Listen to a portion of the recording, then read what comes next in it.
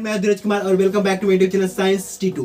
सो friend, जैसा कि आप जानते हैं कि मैं 12th का मॉडल पेपर करा रहा हूं, जिसमें मैंने लगभग 5 वीडियो बनाया हूं।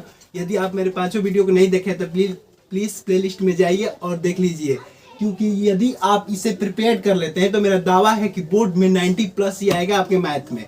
सो आज भी पढ़ेंगे हम 5 नंबर और 8 नंबर का।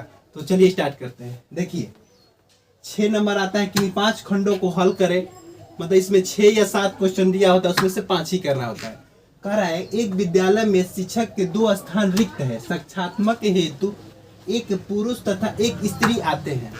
क्या कह रहा है? साक्षात्मक हेतु एक पुरुष तथा स्त्री आते हैं। पुरुष शिक्षक के चयन की प्रायिकता 1/8 है तथा स्त्री शिक्षक के चयन की प्रायिकता 1/10 है। तो ज्ञात करे कि दोनों चुन लिया जाए। और दूसरा कह रहा है दोनों न चुना जाए। मतलब इसमें 2 क्वेश्चन है। पहला है दोनों चुन लिया जाए और दूसरा है दोनों न चुना जाए। देखिए कैसे होगा। 2.5 नंबर इसमें होता है और 2.5 नंबर इसमें होता है।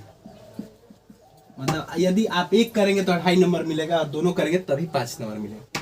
देखिए, कह रहा है कि दोनों, पहला में कह रहा है कि दोनों चुन लिया जाए। क्या कर रहा है? दोनों चुन लिया जाए। तो पहले देखिए, इस पुरुष कैसे मानेंगे? PA बराबर कितना है? 1/8 कितना है? अब देखिए स्त्री कितना है? 1/10। पुरुष कितना? स्त्री। इसे PB बराबर मान लेंगे 1/10। और कह रहा है कि दोनों को चुन लिया जाए। तो इसका फार्मूला क्या होता है? PA सर्वनिष्ठ B, यानी दोनों को क्या करना है? सर्वनिष्ठ करना है, यानी कॉमन करना है, क्योंकि दोनों को चुनना ही चुनना है। इसलिए क्या करना है? कॉमन। यानी क्या होगा? PA into PB। PA into PB। PA क्या है आपका? 1/8। ये क्या है? PB क्या है? 1/10। यानी कितना आ गया? 1/80। क्या हुआ? देखिए, PA दिया है 1/8, PB दिया है 1/10 और कह रहा है कि दोनों को चुनना है। तब PA सर्वनिष्ठ B बराबर PA इंटू PB 1/18। अब देखिए दूसरा क्या कर रहा है कि दोनों न चुना जाए। दोनों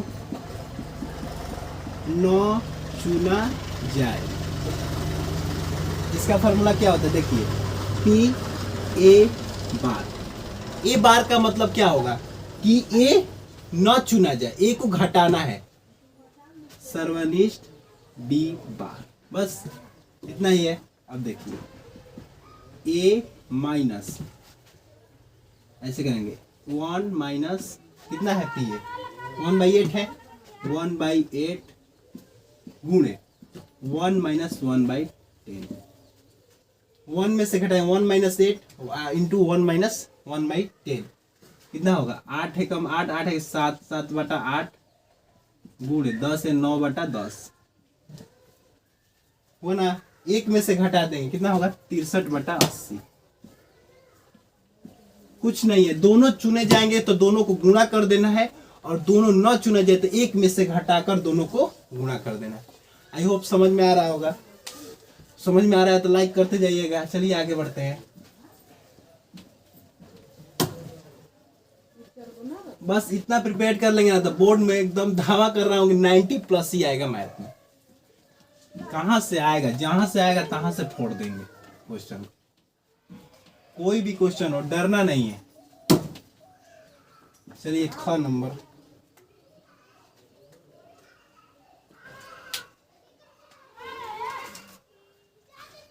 ख नंबर कह रहा है, ख नंबर, निम्न व्यवरोधों के, निम्न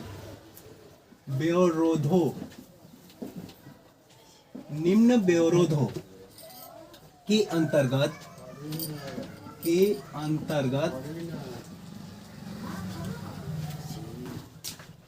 कितना है? Z = 4x + y। Z = 4xy का अधिकतम मान ज्ञात कीजिए। क्या करना है? का अधिकतम, यानी मैक्सिमम मान ज्ञात, वैल्यू ज्ञात करना है। अधिकतम मान ज्ञात करें। जबकि देखिए लिख दिया है यहाँ पर x plus y greater than and equal to 15 और दिया है 3x plus y greater than and equal to 90 and x greater than equal to 0 और y greater than equal to 0। कुछ नहीं करना है, एक अधिकतम मान ज्ञात करना है। तो देखिए कैसे होगा। सबसे पहले तो हम 0,0 है ना, तो 0,0 से गुजारेंगे। कितना है पहले समीकरण देखिए, x प्लस वाई 50 है ना, इसे हम बराबर लिख सकते हैं बराबर 50। समीकरण नंबर 1 3x प्लस वाई बराबर 90 इतना है। तो सबसे पहले हम देखिए 50 है ना, 50 समीकरण 1 हो गया यह समीकरण 2। अब हम दोनों को पहले हल करेंगे। तो कीजिए घटाने पर घटाइए, चिन्ह बदलेगा।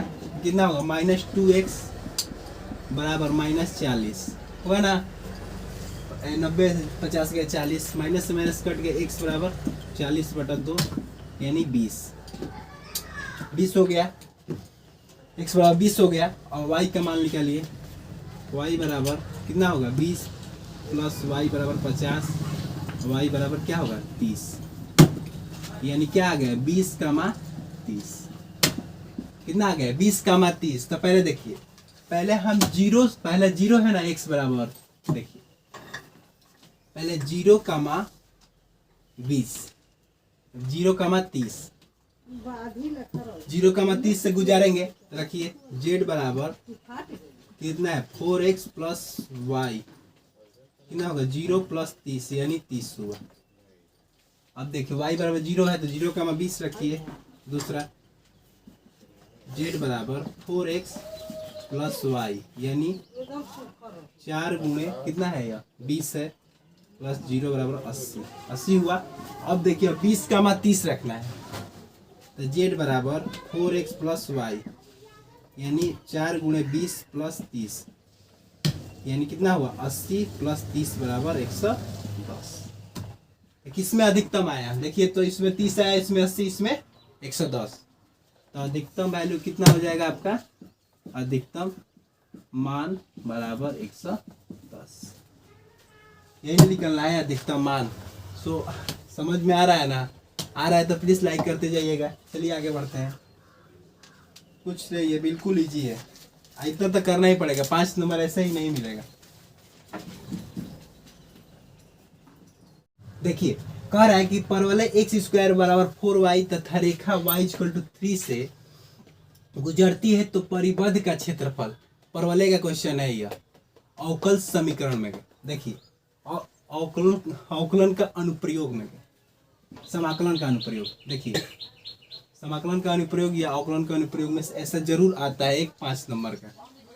देखिए पहले क्या दिया है, x बराबर 4y, कितना दिया है x बराबर क्या होगा √4y, तो बराबर क्या होगा 2√y, कितना होगा।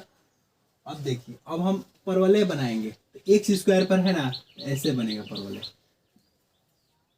x² बराबर दिया है तो ऐसे बनेगा, यदि y² दिया होता तो नीचे से बनता। देखिए क्या दिया है x² बराबर 4y,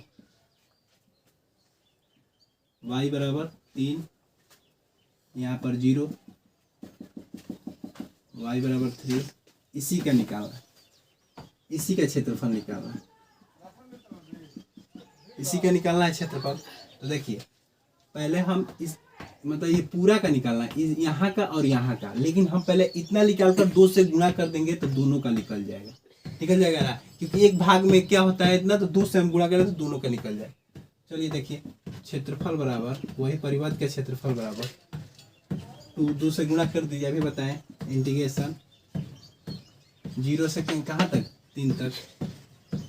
अभी क्या है x dy इतना होगा, x क्या होगा dy, अंडर रूट है ना x,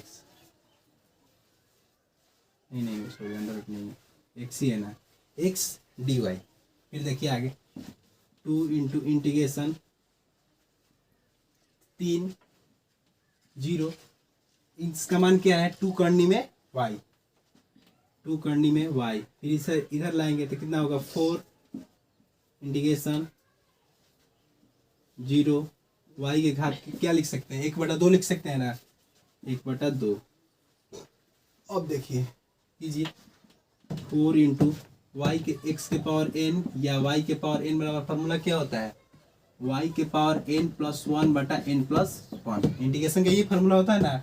तो 4 y के पावर कितना होगा 3/2, इसका भी हो जाएगा 3/2 3 0, फिर इससे लाएंगे ऊपर कितना होगा 4 इंटू 3/2 है तो 2/3 हो जाएगा। अब देखिए इसे करेंगे तो कितना होगा करनी में 3 करनी 3, इसे रखें -0, कितना होगा 8/3 3 करनी 3, 3 से 3 कट गया कितना होगा 8 करनी 3 वर्ग सेंटीमीटर, वर्ग इकाई, क्या लिखेंगे वर्ग इकाई। ये कुछ नहीं है, सबसे पहले x² बराबर 4y दिया है, x का मान निकाले और कह रहा है कि परिबद्ध का क्षेत्रफल निकालना आता है। क्षेत्रफल बराबर 2 इंटू इंटीग्रेशन 0 से लोएस्ट क्या है 0 है और हाईएस्ट 3 है, तो 0 से 3 तक ले जाएंगे तो x है, x का मान दिया है पहले निकाला है 2 करनी में y, 2 करनी में y या फिर y के पावर n का फार्मूला लगा दिए हैं, पढ़े होंगे आप, तो y के पावर n का फार्मूला लगा दिए तो कितना फिर ऊपर चला गया 2/3 8/3 और 3 से 3 कैंसिल, यानी 8 करनी 3 वर्ग इकाई। आई होप समझ में आ गया होगा। चलिए आगे बढ़ते हैं, काफ़ी टाइम तेजी से बढ़ रहा है, ज़्यादा लंबी वीडियो हो रही है, लेकिन बस आप इतना प्रिपेयर कर जाइएगा तो 90+ ही आएगा, मेरा दावा है बिल्कुल। पसंद आ रहा है तो लाइक करते जाइएगा, आप लोग के लिए लाए हैं इतना ढूंढने के बाद इधर उधर से क्वेश्चन। आपका आता है 5 नंबर का लास्ट है, 5 नंबर का लास्ट अंगा नंबर कह रहा है क्या fx equal to x² x belong to R से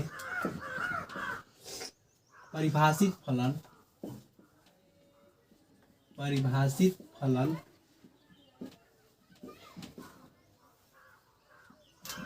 R बिलोंग टू R संख्याओं का समुच्चय है, संख्याओं का समुच्चय है तो क्या एकाकी आच्छादक है, एकाकी आच्छादक है। बस यही सिद्ध करना है। देखिए कुछ नहीं है, सबसे पहले देखिए 2 कॉलम बना लेंगे, पहले लिख देंगे जो दिया है, मैंने लिखे फलन fx इक्वल टू x²। इस पर लिखने पर भी नंबर मिलता है क्योंकि स्टेप बाय स्टेप नंबर मिलता है इंटर में, एक स्टेप पर 1 नंबर 2 नंबर ऐसे करके स्टेप बाय स्टेप देते हैं। R बिलोंग टू R ऐसे ऐसे करके लिख देंगे जो दिया है, फिर लिखेंगे 2 बना लेंगे इस तरह, हो गया ऐसे। अब देखिए इधर x लिखेंगे, इधर x² लिखेंगे, यानी इधर जब मान रखेंगे fx लिखेंगे और इधर x², तो x का मान रखिए, मान लीजिए 1 रख रहे हैं तो 1 होगा, 2 रख रहे हैं तो 2 का वर्ग 4 होगा, 3 रख रहे हैं तो 9 होगा। बस इससे क्या करना है, अब इससे और इससे एकाकी है ना, एकाकी आच्छादक, अतः fx equal to x² R belong to R एकाकी आच्छादक है, कुछ नहीं है, केवल ऐसे जो दिया है सबसे पहले उसे लिखेंगे और फिर 2 बनाना है और देखना है कि एकाकी है और या आच्छादक, तो एकाकी भी है और आच्छादक भी आता है। fx इक्वल टू x² और एकाकी है और आच्छादक। आई होप समझ में आ गया होगा आप लोगों को। ये वीडियो काफ़ी लंबी हो गई, लेकिन यदि आप इसे इतना प्रिपेयर कर लेते हैं तो मेरा दावा है कि 90+ ही आएगा बोर्ड में। तो चलिए नेक्स्ट वीडियो में मिलते हैं। यदि पसंद आए तो प्लीज़ लाइक और कमेंट करना ना भूलें। Thank you so much.